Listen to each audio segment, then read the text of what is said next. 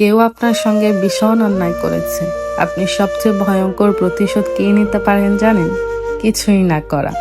হ্যাঁ, ঠিকই, জীবনের সবচেয়ে ভয়ঙ্কর প্রতিশোধ হলো কিছুই না করা, চুপচাপ চলে যাওয়া। যে মানুষটি আপনার সঙ্গে অন্যায় করেছে, খারাপ করেছে, ক্ষতি করেছে, ভুলে যান না, ছেড়ে দেন, ক্ষমা করে দেন। নিজের জীবনকে নিয়ে সামনে এগিয়ে চলুন। নিজের জীবনকে সময় দিন, নিজের লাইফকে ডেভেলপ করুন, লেখাপড়া করুন, নিজেকে ভালোবাসুন। নিজেকে সফল করার জন্য যা যা করা দরকার সেই সব জিনিসগুলো করুন। যে সময়টুকু তাকে নিয়ে ভাবতেন সেই সময়টুকু নিজেকে নিয়ে ভাবুন। যে সময়টুকু প্রতিশোধ নেওয়ার জন্য নষ্ট করতেন সেই সময়টুকু নিজেকে সফল করার জন্য সঠিক কাজে ব্যয় করুন। পরিশ্রম করুন, নিজেকে নিজে অনন্য উচ্চতায় নিয়ে যান। তারপর তার দিকে আর ফিরেও তাকাবেন না। এই যে আপনি সফল হলেন, তাকে ক্ষমা করে দিলেন, তার দিকে আর ফিরেও তাকালেন না, তার প্রতি কোনো প্রতিশোধও নিলেন না, এর যে বড় প্রতিশোধ আর কিছুই হতে পারে না।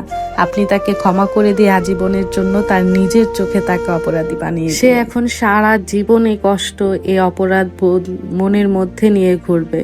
আর আপনি তাকে যে প্রতিশোধ নেওয়ার জন্য, তার ক্ষতি করার জন্য যে সময়টা ব্যয় করতেন, সেই সময়টা যেহেতু নিজের পেছনে ব্যয় করেছেন, নিজেকে কিন্তু একজন সফল মানুষ হিসেবে, সুখী মানুষ হিসেবে সারাটা জীবন কাটাতে পারবেন। রিভেঞ্জ নিয়ে, প্রতিশোধ নিয়ে সময় নষ্ট না করে সামনে এগিয়ে চলুন। ক্ষমা করে দিন, মাফ করে দিন, দেখবেন সামনে আপনার জন্য খুব ভালো কিছু অপেক্ষা করছে।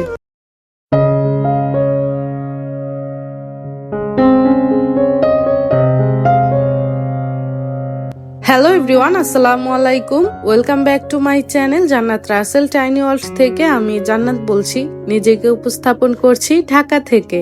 নতুন একটি ভিডিওতে আপনাদের সবাইকে ওয়েলকাম করছি। আশা করছি সবাই ভালো আছেন, সুস্থ আছেন। আলহামদুলিল্লাহ, আমরাও ভালো আছি। সবাইকে ঈদ উল আজহার অনেক অনেক বেশি শুভেচ্ছা জানাচ্ছি। সবাইকে অগ্রিম ঈদ মুবারক। সবার জন্য দোয়া রইল, সবাই সবার প্রিয়জন আপনজনদেরকে নিয়ে সুন্দরভাবে ঈদ কাটান। এটাই হয়তো বা ঈদের আগে আমার শেষ ব্লগ হতে পারে। আমরা আগামীকাল সকালে 22 তারিখ সকালবেলা আমরা গ্রামের বাড়িতে চলে যাব, শ্বশুর বাড়িতে ঈদ করার জন্য। তো জানি না আর ব্লগ দিতে পারবো কিনা, সেই জন্য সবাইকেই অগ্রিম ঈদ মুবারক জানাচ্ছি। বাসা থেকে বের হওয়ার আগের প্রথম প্যারাই হচ্ছে কাপড় চোপড়গুলো গুছিয়ে রাখা। আজকে বাচ্চাদের কাপড়গুলো আমি আলাদা করে গুছিয়ে রেখেছি এবং আলমারিতে রেখে দিয়েছি। তো আলমারিতে রাখার সময় মনে হলো, অনেক আপুরাই আমার গত ব্লগে কমেন্ট করেছিলেন যে আলমারিটা যেন আমি ভালো করে দেখিয়ে দিই। তো গত ব্লগে তো দেখিয়েছিলাম, জানি না কিভাবে ভালো করে দেখাবো, সেই জন্য আজকে ভেতরটাও ভালো করে দেখিয়ে দিচ্ছি, যেহেতু কাপড় ভাঁজ করেছি। আসলে বাচ্চাদের ঘরে বাচ্চাদের কাপড়গুলো গুছিয়ে রাখা যায় না, একদিক দিয়ে গুছিয়ে রাখে, আরেক দিক দিয়ে ওরা আলা ঝাওলা করে নোংরা করে ফেলে। ওর বাবা যখনই বাসায় কোনো একটা ফার্নিচার করে, তখন সে তার নিজের মতো করে একটাবার আমাকে জিজ্ঞেসও করে না। জিজ্ঞেস করলে হয়তো বা আমি আমার সুবিধা মতো বা আমারও একটা পছন্দ আছে সেটা নিয়েও তার সঙ্গে আলোচনা করতাম। তো সে সব সময়ের মতো আলমারিটাও তার পছন্দ মতো, তার সুবিধা মতো বানিয়েছে। আমি আমার সুবিধায় কোনো কিছুই করতে পারি নাই, তো সেই জন্য আর কি তেমন করে গুছিয়ে রাখতে পারি না। গত ভিডিওতে আপনাদের সঙ্গে আমার আলমারিটা সুন্দরভাবে শেয়ার করেছি একজন আপুর রিকোয়েস্টে। তো গত ভিডিও দেখার পর অনেক অনেক আপুরা কমেন্ট করেছে আমি যেন আলমারিটা ভালো করে দেখিয়ে দেই, হয়তো বা তারা ভেতরের অংশটাই দেখতে চাচ্ছে। তো ভেতরে তেমন কোনো কিছু নেই, মাত্র কয়েকটা তাক দেওয়া হয়েছে। গ্রামের বাড়িতে যাওয়ার আগে আমি কিভাবে বাসাটাকে গুছিয়ে রেখে যাই, আজকের ভিডিওতে আপনাদের সঙ্গে তাই শেয়ার করব এবং সেই বিষয় নিয়েই আলোচনা করব। ভিডিওটি শুরু থেকে শেষ পর্যন্ত থাকবেন, তাহলে আপনারা কিছুটা হলেও আইডিয়া পাবেন। গত ভিডিওটা আপনারা যে পরিমাণে পছন্দ করেছেন সেই অনুযায়ী কিন্তু একদমই লাইক আসেনি। ভিউর তুলনায় লাইকটা খুবই কম, যেটা দেখে আমি রীতিমতো অবাক হয়ে গিয়েছি। এত রিকোয়েস্ট করার পরও আপনারা কেন জানি ভিডিওতে লাইক দিতে চান না। অনেক শুভাকাঙ্ক্ষীরাই আছে যাদের কিনা বলতে হয় না, তারা এমনিতেই ভিডিও দেখার শুরুতে লাইক দিয়ে দেয়। আর কিছু অডিয়েন্সরা আছে যারা কিনা ইচ্ছে করেই লাইক দেয় না, কিন্তু ভিডিও ঠিকই দেখে। আর একটা বিষয় খেয়াল করেছি, আমার ভিডিও কিন্তু সব সবচেয়ে বেশি যারা সাবস্ক্রাইব করেনি তারাই দেখে, সাবস্ক্রাইব না করে তারা প্রতিনিয়তই আমার ভিডিও দেখে। সাবস্ক্রাইবারের থেকে আনসাবস্ক্রাইবাররাই ভিডিওটা আমার বেশি দেখে বা দেখা হয়, যেটা আমি অ্যানালাইসিস করে দেখতে পেরেছি। আমার ভিডিও যদি ভালো লাগে ভিডিওর শুরুতেই ছোট্ট করে একটা লাইক দিয়ে দিবেন। আর সবার কাছে বিশেষভাবে অনুরোধ করছি, যারা কিনা সাবস্ক্রাইব না করে প্রতিনিয়ত ভিডিও দেখে যান তারা প্লিজ আমার চ্যানেলটি সাবস্ক্রাইব করে দিবেন আর পাশে থাকা বেল আইকনটায় ক্লিক করে দিবেন। তাহলে হয় কি, আমি ভিডিও ছাড়লে সঙ্গে সঙ্গে নোটিফিকেশন চলে যায়, তো আপনি আপনার সময় সুযোগ করে ভিডিওটি দেখে নিতে পারবেন। আর একটা কথা না বললেই নয়, কিছু কিছু মানুষ আছে যারা ইচ্ছে করেই সাবস্ক্রাইব করে না, কিন্তু আমি ভিডিও ছাড়ার সঙ্গে সঙ্গে সবার আগে তারাই ভিডিওগুলো দেখে নেয়।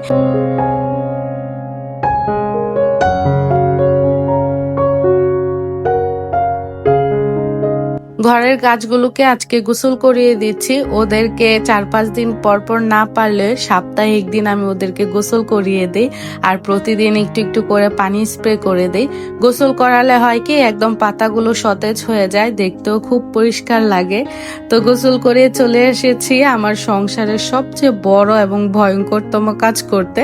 আজকে হচ্ছে আমার ডাবল ডোরের ফ্রিজটা ক্লিন করব। এই কাজটা আমার খুবই বিরক্ত লাগে আর প্যারা লাগে। প্রথমেই ফ্রিজের ম্যাটগুলো পরিষ্কার করে বারান্দায় নেড়ে দেব, তারপর হচ্ছে ফ্রিজটা সুন্দর করে ক্লিন করে নিব।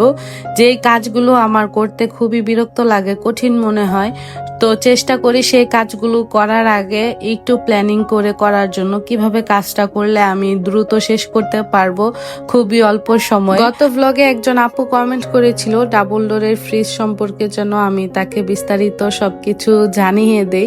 অনেক নতুন নতুন আপুরাই অ্যাড হয়, সেজন্য হয়তো বা তারা আর কি এই কমেন্টগুলো করে। তো আমি হচ্ছে পানির মধ্যে একটু হ্যান্ড ওয়াশ আর হচ্ছে এক ফালি লেবু চিপে তারপর খুবই নরম একটা টাওয়াল দিয়ে ভেতরটা ভালো করে পরিষ্কার করে নিব, যেটা আমি সব সময় করি। আমি ভীম লিকুইড বা সাবানের গুঁড়া ইউজ করি না, আমি হ্যান্ড ওয়াশ তারপর হচ্ছে লেবুর রস দিয়ে লেবুটা ভালো করে চিপে সোলাটা সহই আর কি পানিতে রেখে দেই। সেই পানি দিয়ে আমি ফ্রিজটা ক্লিন করি, তাহলে ফ্রিজের মধ্যে যে দুর্গন্ধগুলো থাকে সেগুলো চলে যায়। আর আমার ফ্রিজে দুর্গন্ধ হয় না মাশাল্লাহ, কারণ আমি সব জিনিস বক্সে বক্সে করে রাখি। দুর্গন্ধ বা কোনো রকম একটা ব্যাড স্মেল আসার কোনো চান্সই রাখি না আমি। তো যাই হোক, আপু জানতে চেয়েছিল ফ্রিজটার সম্পর্কে। আমার এই ফ্রিজটা হচ্ছে ইকো প্লাস এলজি এর আর কি, এলজি কোম্পানির ইকো প্লাস। আর ফ্রিজটা নিয়েছিলাম আরো 5 বছর আগে। যখন আমি এই ফ্রিজটা নিয়েছি তখন এই ফ্রিজটা সবে মাত্র লঞ্চ হয়েছে, নতুন ছিল, সেই জন্য দাম পড়েছিল 80+। এখন হয়তো বা দাম অনেকটাই কমেছে। আর উনি জানতে চেয়েছিল এই ফ্রিজে খাবার ফ্রোজেন হয় কিনা, কেমন ডিপের খাবারগুলো ভালো থাকে। তো আমি সবসময় বক্সে বক্সে করে খাবার রাখি ডিপের মধ্যে, সেই জন্য আমার কাছে কোনো খারাপ এখন পর্যন্ত লাগেনি। যে খাবারটাই রাখি বক্সে রাখি, তো ভেতরে আইস জমে যায়। আপনার বাসায় যদি 4 থেকে 5 ঘন্টা বা 6 ঘন্টা কারেন্টও না থাকে, সেই ক্ষেত্রে কোনো সমস্যা হয় না। আমি যখন কারেন্ট না থাকে, না পারতে আর কি ফ্রিজ খুলি, পারতে আমি কখনোই ফ্রিজটা খুলি না। যত ভালো ফ্রিজ বলেনি না কেন, কারেন্ট যাওয়ার পরে বারবার ফ্রিজ খুললে কিন্তু একটা ঠান্ডাটা বের হয়ে ফ্রিজটা তখন ঘামা শুরু করে। তো কিছু কিছু বিষয় আছে, নিজে একটু লক্ষ্য করলে কাজ করলে বা একটু সেফলি কোনো একটা কাজ করলে কিন্তু জিনিসপত্রগুলো খুবই যত্ন সহকারে অনেক দিন টিকিয়ে রাখা যায়। আপনাদের সঙ্গে কথা বলতে বলতে আমি ফ্রিজটা ক্লিন করে নিয়েছি। আপুর সুবিধার্থে আমি পুরোটা ফ্রিজ ভালো করে দেখিয়ে দিয়েছি। আপু এই ফ্রিজটা কিনতে চাচ্ছে। এখন তো ইকো প্লাসের আরো নতুন নতুন ভার্সন এসেছে, এগুলোর টেকনোলজি আরো বেশি হাই। তো আমি আসলে জানি না আপুটা বুঝতে পেরেছে কিনা।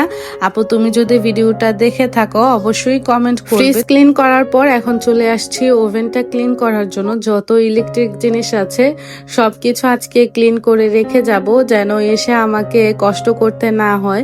আর তখন খালারা ছুটিতে থাকবে, বাসায় এসে আমাকে একাই সংসারের সব কাজ করতে হবে। তো যতটুকু পেরেছি আর কি গুছিয়ে রাখার চেষ্টা করেছি। ডিপ ফ্রিজটা ক্লিন করব না, কারণ এটা ক্লিন করলে আগে আমাকে ফ্রিজটা বন্ধ করতে হবে, আর আমার মনেই ছিল না যে ফ্রিজটা বন্ধ করে রাতে ঘুমাবো, সেই জন্য আর ডিপ ফ্রিজটা ক্লিন করতে পারিনি। যেহেতু গ্রামের বাড়িতে যাব ঈদ করতে, সেই জন্য 2-3 দিন অনেক বেশি ব্যস্ততার মধ্যে দিন পার করছি। ব্যস্ততার জন্য আপুদের ভিডিওতে কমেন্টও করতে পারছি না। গত ভিডিও সবারই দেখেছি, লাইক দিয়েছি, কিন্তু কমেন্ট করতে পারিনি। সবার ভিডিও টিভিতে ছেড়ে দিচ্ছি, একের পর এক ভিডিও চলছে আর লাইক দিচ্ছি। তো সব আপুদেরকে বলবো, আমি কিন্তু আপনাদের ভিডিও দেখে ফেলেছি, লাইকও দিয়েছি, কিন্তু কমেন্ট করতে পারিনি। আজকের ভিডিওতে ভয়েস দিতে আমার খুবই কষ্ট হচ্ছে, তাড়াহুড়ার মধ্যে ভয়েসটা দিতে হচ্ছে, অনেক কাজ বাকি আছে গুছগাছের। তো জানি না আজকের ভয়েসটা আপনাদের কাছে কেমন লাগবে। আমার আজকের কথায় যদি কোনো ভুল ত্রুটি হয়, অবশ্যই সবাই ক্ষমা সুন্দর দৃষ্টিতে দেখবেন। আসলে তাড়াহুড়ার মধ্যে ভালো করে কথাও বলা যায় না, আর এমনিতেও আর হয়তো বা ভিডিও দেওয়া হবে না ঈদের আগে। তো চেষ্টা করছি যেন ভয়েসটা দিয়ে আপনাদের সঙ্গে তাড়াতাড়ি করে ভিডিওটা শেয়ার করতে পারি। বাসা থেকে বের হওয়ার আগে সংসারের সমস্ত কাজ গুছিয়ে করে যাই, যত ঝাড়া মোছার কাজ আছে সবগুলোই কিন্তু সেরে যাচ্ছি। বাসায় ফিরে আবার দেখবো সব কিছুতে ময়লার স্তূপ পড়ে আছে, মানে যাওয়ার আগে একবার ক্লিন করো, বাসায় ফিরে আরেকবার ক্লিন করো। ক্লিনের উপরেই মনে হয় গৃহিণীদের থাকতে হয়, এমন একটা অবস্থা। তো আমার বাসার মধ্যে যে গাছগুলো রাখি, আমি আজকে সবগুলো বারান্দায় রেখে দিয়েছি পানি দিয়ে। যতদিন গ্রামে থাকবো গাছগুলো বারান্দায় থাকবে, দোকানের স্টাফরা এসে এসে 2-1 দিন পর পর গাছগুলোতে পানি দিয়ে যাবে। তো এসে মাশাল্লাহ দেখি কি সুখবর পাই, হয়তোবা খারাপ খবরও পেতে পারি। তো বাসা থেকে বের হলে না গাছের টেনশনে, তারপর একুরিয়ামের মাছের টেনশনে ভালোই লাগে না বাসা থেকে বের হতে। বাসা থেকে বের হওয়ার আগে অনেকেই আছে বেড কাভারটা উঠিয়ে বেডের উপরে উল্টে করে বিছিয়ে দিয়ে যায়। আমি এই কাজটা কখনোই করি না। যেভাবে বিছানার চাদর বা বিছানা গুছানো আছে ঠিক সেভাবেই থাকবে। খালা 2-1 দিন পর পর এসে ঘর দুয়ার গুছিয়ে দিয়ে যাবে। গত 2 বছর যাবত আপনাদের সঙ্গে যতটুকু পারি কুরবানির ব্লগ শেয়ার করার চেষ্টা করি। গ্রামের বউদের কুরবানির দিন কি কি কাজ করতে হয়, কিভাবে দিনটা পার করতে হয়, সেই সব কিছু কিন্তু আমার ব্লগের মাধ্যমে তুলে ধরি। তো এবছর আমি কুরবানির ব্লগ আপনাদের সঙ্গে শেয়ার করতে পারবো কিনা আমি জানি না, চেষ্টা করব, কারণ এবার ঈদের সব কাজ আমাকে একাই করতে হবে। তো যদি আপনারা কমেন্ট করেন বা আপনারা যদি চান, অবশ্যই একটু একটু করে কিছু ফুটেজ রাখার চেষ্টা করব। তো সবাই আমার জন্য দোয়া রাখবেন। অনেক আপুরাই কমেন্ট করেছিলেন আমি যেন আলমারিটা পুরোটা ভালো করে দেখিয়ে দেই। একজন আপু তো পিকও চেয়েছে, তো সেই আপুদের জন্যই ভালো করে দেখিয়ে দিচ্ছি।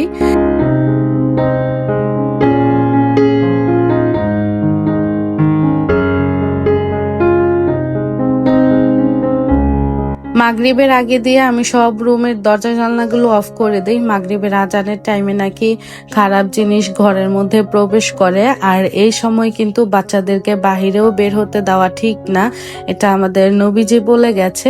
তো যাই হোক, এখন সন্ধ্যার পর বাচ্চাদের জন্য নুডলস রান্না করব। আমার বাসায় ইদানিং এত বেশি গ্যাসের সমস্যা হচ্ছে, গ্যাসের জন্য আমি কোনো কিছুই রান্না করতে পারছি না। দিন দিন কেন জানি জীবন যাপন আমার কাছে কঠিন মনে হচ্ছে। তো ওর বাবা একটা কারেন্টের চুলা আপাতত এনে দিয়েছে যেন কিছুদিন চলতে পারি। আর আমি এই প্রথমে কারেন্টের চুলায় রান্না করছি, কেন জানি আমার ভালো লাগছে না। গ্যাসের মধ্যে রান্না করে যে একটা আরাম পাওয়া যায়, মজা পাওয়া যায়, সেটা আসলে কারেন্টের চুলায় একদমই পাওয়া যায় না। আপুরা কুরবানির ঈদ কে কোথায় করবেন আজকে কিন্তু অবশ্যই কমেন্ট বক্সে জানিয়ে যাবেন। কে কে শ্বশুর বাড়িতে করবেন, কে বাবার বাড়িতে করবেন, আর কারা কারা ঢাকায় করবেন। আসলে আমার প্রতি ঈদই শ্বশুর বাড়িতে করা হয়, গ্রামে যাওয়া হয় আমাদের। বাচ্চাদেরকে নাস্তা দিয়েছি, মিস এসেছে, মিসকেও নাস্তা দিয়েছি। নাস্তা খাওয়ার পর এক গাদা থালাবাটি জমে, এগুলোকে এখন ক্লিন করে নিচ্ছি।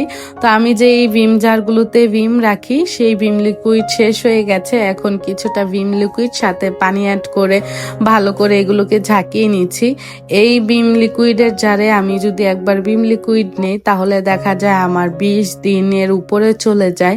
1 কেজির ভিম লিকুইড দিয়ে আমি 1.5 থেকে 2 মাস হয় না, 1.5 মাস আমি সুন্দর মতো চালাতে পারি আর কি।